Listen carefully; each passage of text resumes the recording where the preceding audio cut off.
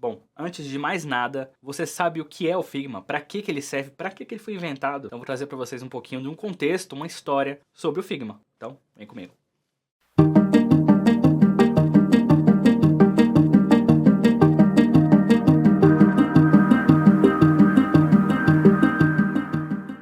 O Figma foi lançado em setembro de 2016. Ele veio no momento em que o Sketch, né, que era um outro programa de design de interface, estava no seu auge. E a grande promessa do Figma é que ele seria um programa disruptivo que atenderia a algumas demandas que o Sketch não estava suprindo. Primeiro, o Sketch era só para o Mac, e até hoje continua sendo só para Mac. Segundo, era muito difícil você colaborar com o time, ter uma ferramenta de design em que você pudesse colaborar com outras pessoas. E terceiro, uma ferramenta que funcionaria na nuvem.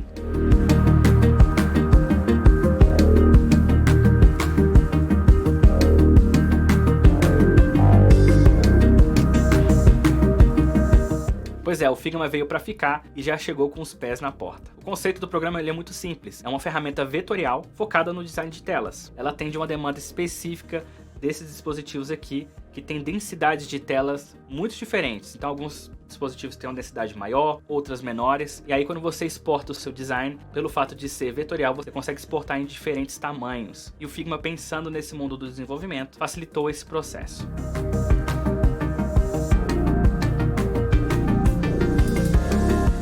Outro quesito muito importante do Figma é que ele é uma ferramenta colaborativa na nuvem. Então você não precisa fechar o projeto, mandar para outro designer, abrir e ficar versionando isso. Basicamente você consegue colaborar com seu time em tempo real. E pelo fato de ser na nuvem, você consegue colaborar com seu time em qualquer lugar do mundo.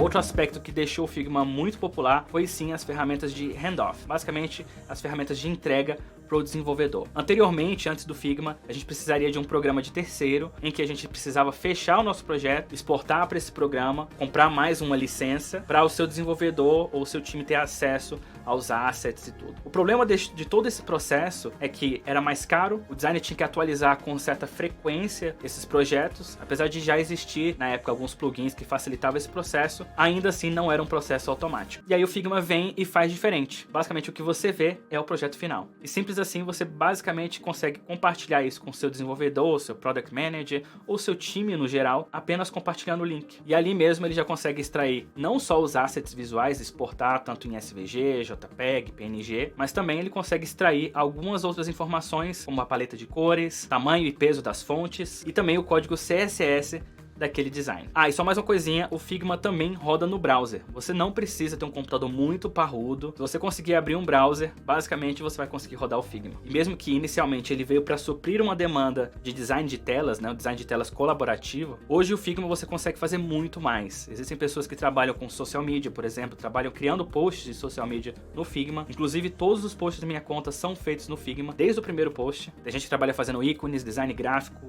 logos e até mesmo ilustração. Se você quiser ver, por exemplo, uma ilustração que eu fiz e ficou exposta no perfil oficial do Figma, eu vou deixar linkado aqui na descrição dessa aula para você prestigiar também. Bom, esse é basicamente um resumo da ferramenta, um pouquinho da história, do contexto, para você entender melhor da onde que o Figma surgiu, né, o porquê que ele surgiu e também as demandas que ele supre nesse mercado de produtos digitais.